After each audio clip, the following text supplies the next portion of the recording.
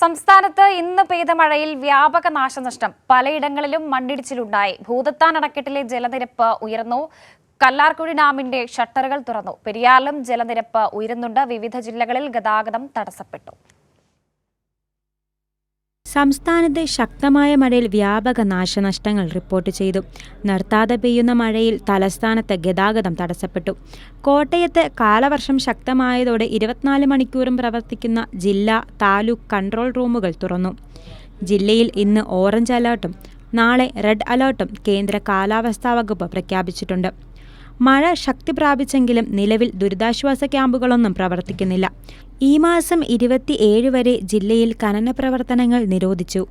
ഈരാറ്റുപേട്ട വാഗമൺ റോഡിൽ രാത്രികാല യാത്രയ്ക്കും ഇലവീഴ പൂഞ്ചിറ ഇല്ലിക്കൽ കല്ല് തുടങ്ങിയ വിനോദസഞ്ചാര കേന്ദ്രങ്ങളിലും പ്രവേശനം വിലക്കി. ഇടുക്കിയിലും സ്ഥിതി സമാനമാണ്. മുറിഞ്ഞപ്പുഴ കടുവാപ്പാറയ്ക്ക് സമീപം റോഡിലേക്ക് കല്ലും മണ്ണും പതിച്ചു. പാമ്പാടുംപാറ എസ്റ്റേറ്റിൽ മരം വീണ് അതിഥി തൊഴിലാളിയായ സ്ത്രീക്ക് പരിക്കേറ്റു. നെടുങ്കണ്ടം മയിലാടുംപാറയിൽ ഓട്ടോറിക്ഷയുടെ മുകളിലേക്ക് മരം പതിച്ച് ഒരാൾക്ക് പരിക്കേറ്റു.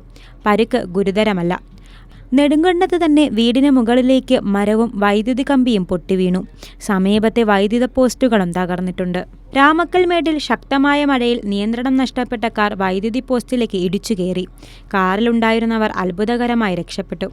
ഇതോടെ മേഖലയിലെ വൈദ്യുതി ബന്ധം തകരാറിലായി. ജലത്തിന്റെ അളവ് ആശങ്കപ്പെടുത്തിയതിനെ തുടർന്ന് മലങ്കര, കല്ലാർകുട്ടി ഡാമുകൾ തുറന്നു. പെരിയാറിലും ജലനിരപ്പ് ഉയരുന്നുണ്ട്.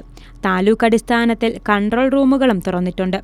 എറണാകുളത്ത് കാലവർഷം പിന്നോട്ടില്ലെന്ന് തന്നെയാണ്. ഭൂതത്താൻകെട്ട് ഡാമിന്റെ 4 ഷട്ടറുകൾ ഉയർത്തി. കൂടുതൽ ഷട്ടറുകൾ ഘട്ടം ഘട്ടമായി തുറക്കുമെന്ന് അധികൃതർ അറിയിച്ചു. കനത്ത മഴയിൽ പാലക്കാട് കുളപ്പള്ളി പാതയിൽ മണ്ണിടിച്ചിലുണ്ടായി. ഒറ്റപ്പാലത്ത് ഗതാഗത നിയന്ത്രണം ഏർപ്പെടുത്തി. ഓടിക്കൊണ്ടിരുന്ന ട്രെയിനിന് മുകളിലേക്ക് മരം വീണു.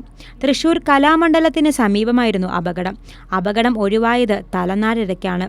ജാംനഗർ തിരുനെല്ലി എക്സ്പ്രസ് ഓടിക്കൊണ്ടിരിക്കുമ്പോൾ മരം ട്രെയിനിന് മുകളിലെ വൈദ്യുതി കമ്പിയിലേക്ക് വീഴുകയായിരുന്നു. ഇതുവഴിയുള്ള ട്രെയിൻ ഗതാഗതം 1.5 മണിക്കൂറോളം തടസ്സപ്പെട്ടു. കോഴിക്കോട് വിലങ്ങാടിൽ മണ്ണിടിച്ചിലുണ്ടായതിനെ തുടർന്ന് കുടുംബത്തെ മാറ്റിപ്പാർപ്പിച്ചു.